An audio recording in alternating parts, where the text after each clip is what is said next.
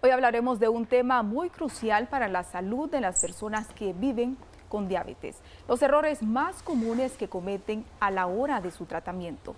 Desde descuidos en la alimentación hasta un mal control de los niveles de la glucosa, esto puede desencadenar graves complicaciones en la salud a largo plazo.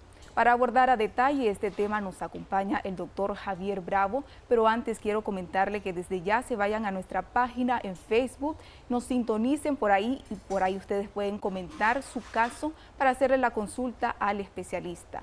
Muy buenos días, doctor. Gracias por acompañarnos. Gracias, Katy Molina, ¿verdad? Primeramente, pues darle gracias a Dios por un día más de vida, llevando temas de interés hacia los televidentes. Hablar de diabetes siempre es importante, puesto que sabemos que la diabetes es una enfermedad crónica que va aumentando cada más casos, ¿verdad?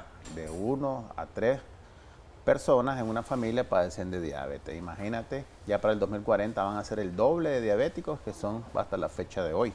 Cuando hablamos de los errores, hablamos de aquella situación en la que el paciente cae y que le puede conseguir o puede terminar en una complicación que en ese momento quizás no se note, pero a corto o a largo plazo el paciente puede tener complicaciones.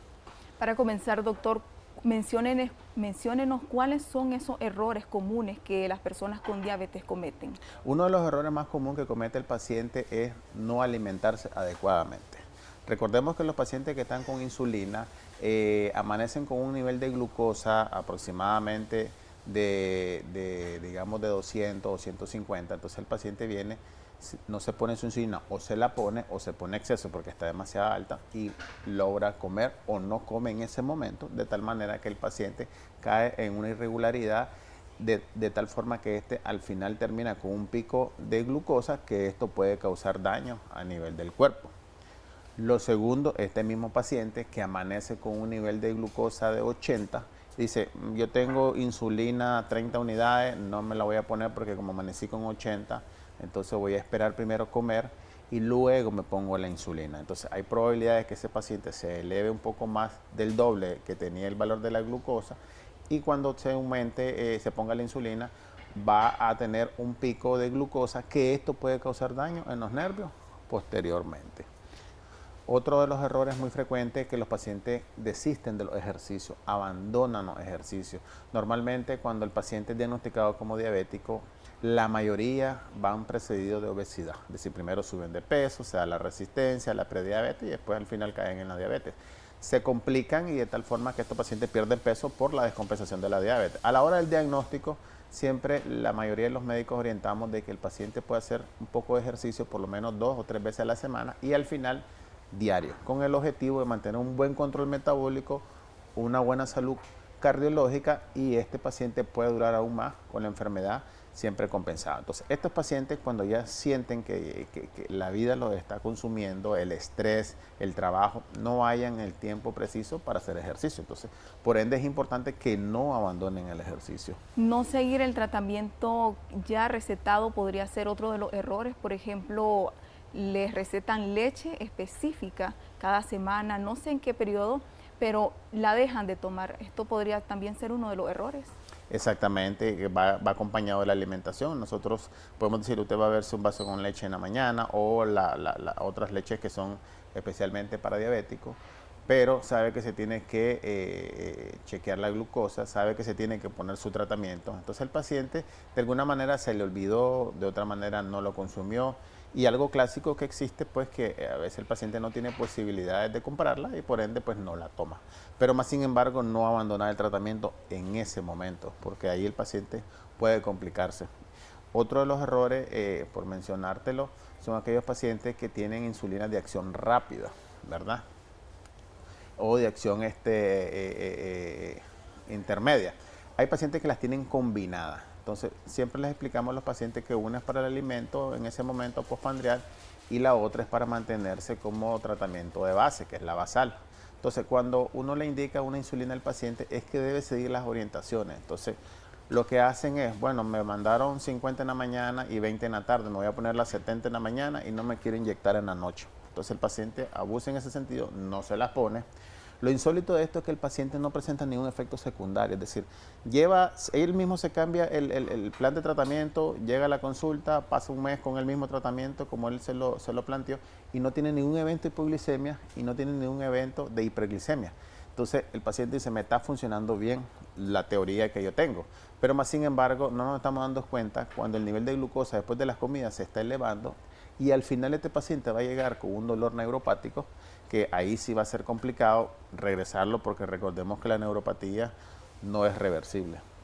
En cuanto a la alimentación, ¿cuáles son esos alimentos que la gente con diabetes consume y no debería? Fíjate que los errores que caen los pacientes y que me ha tocado regañarlos un poco es cuando dicen, bueno, yo me bebo mi tacita de café todos los días, no me pasa nada, pero sí le echo una cucharadita de azúcar y si no, pues lo dejo simplón o si no, le echo más agua para que no sentirle el sabor dulce al café. Pero más sin embargo ya lleva la cantidad de azúcar que el paciente le introdujo en ese momento, que no es recomendable, inclusive igual con los frescos.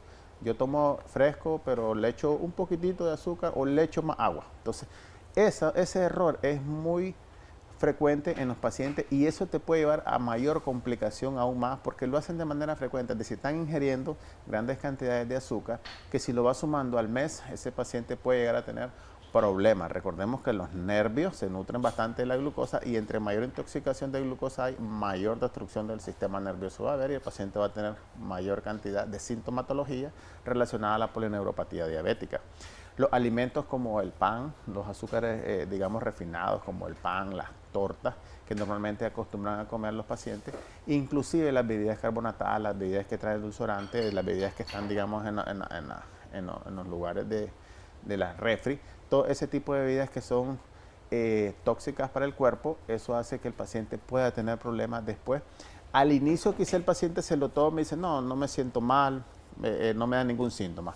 Pero los síntomas normalmente son de manera silenciosa. Si el paciente se toma la glucosa en ese momento, podemos encontrar un valor de 200, de 300, hasta de 400 y el paciente me dice, yo me siento bien, no me siento descompensado, no me siento ni acalorado, no me siento ni con orinadera. Pero más sin embargo, hay muchos pacientes que no se toman la glucosa, que no se la chequean, de tal forma que esto se complican más. Vamos a leer unos comentarios, doctor, de las personas que nos están sintonizando a través de Facebook. ¿Cómo puedes saber, dice una persona, cómo puedo saber si ando el azúcar alta porque quedé con diabetes cuando tenía 15 años, pero últimamente solo me dan dolores de cabeza y la saliva espesa? Fíjate que eso normalmente la sintomatología aparece cuando el paciente está bastante descompensado. Normalmente presentan mucha orinadera, la pérdida de peso. La pérdida de peso es muy frecuente. El paciente que te dice, ve, llevo perdiendo 30 libras en un mes y no sé ni por qué. Paciente candidato a ser diabético. En este caso de paciente hay muchas patologías que se pueden relacionar. Lo más idóneo en este paciente es hacerse su examen de laboratorio si no tiene síntomas generales relacionados a la diabetes. El dolor de cabeza te lo puede dar otras causas también. Otra persona nos comenta que se pone sus dosis diarias, pero le da orinadera y no se le quita. Entonces, imagínate, ese es uno de los errores, ¿verdad?, frecuentes.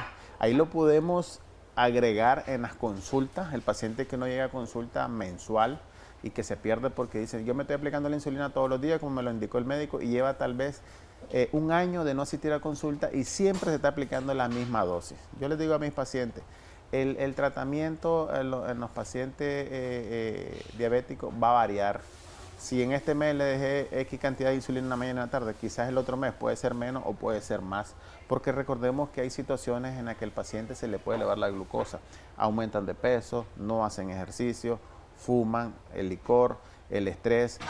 Todo eso hace que la glucosa pueda elevarse o hace que la glucosa se puede bajar. Entonces, de tal manera que el paciente, tenemos que modificar los niveles de insulina en ese momento de acuerdo a lo que vayamos encontrando. Entonces, lo más ideal en estos casos de pacientes es que asista a la consulta para ir orientándole si la cantidad de insulina está adecuada en el caso del paciente que puso ese chat o aumentar la dosis de la insulina para evitar que este paciente tenga orinadera. Doctor, hablemos sobre las consecuencias de estos errores. ¿Cuáles serían? ¿Hay una repercusión negativa en el impacto de la calidad de vida de la persona? Exactamente. Literalmente se habla de que los pacientes después de 6 años de evolución de la enfermedad, mal controlada, este paciente a corto plazo puede desarrollar lo que se llama neuropatía diabética, lo que se llama nefropatía diabética y lo que se llama retinopatía diabética. ¿Qué significan estas tres cosas? Estas son lesiones microvasculares, por decirlo así, que están afectando pequeños vasos, pero cuando ya afectan vasos más grandes, ya hay afectaciones también del sistema nervioso, ya terminan en amputación como consecuencia de la neuropatía diabética.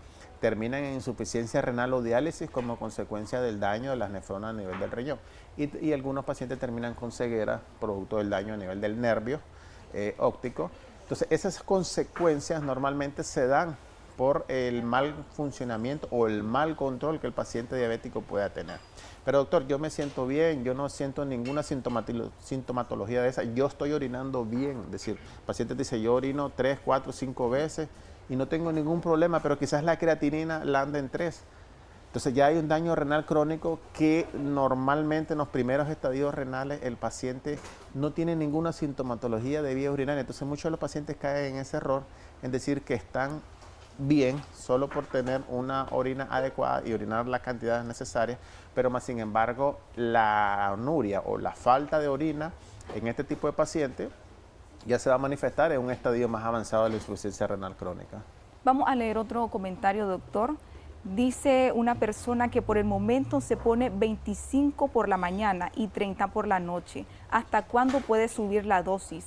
Esta sería la dosis de insulina que usted menciona. Así es. Fíjate que eso otro de los errores importantes que nos falta mencionar es el monitoreo y la búsqueda especializada, ¿verdad?, de los artefactos que tenemos, de los glucómetros, ¿verdad?, o de otro sistema de toma de muestras de los sensores, y estar monitoreando totalmente la glucosa, porque muchos pacientes no tienen aparatos. Me he encontrado pacientes que tienen 10 años de ser diabéticos y no han tenido un glucómetro a mano, mas sin embargo, eso es lo que dice la paciente, es importante a través del glucómetro. El paciente se hace un monitoreo de glucosa en la mañana, al mediodía, en la noche, antes del desayuno, antes de la cena, antes del almuerzo o después de las comidas, y de acuerdo a ese monitoreo es que uno le va variando la dosis de insulina, en todo caso, para determinar qué dosis podemos aplicar y qué dosis podemos aumentar o qué dosis podemos agregar en ese momento con el objetivo de mantener un mejor control metabólico. Recordemos que los pacientes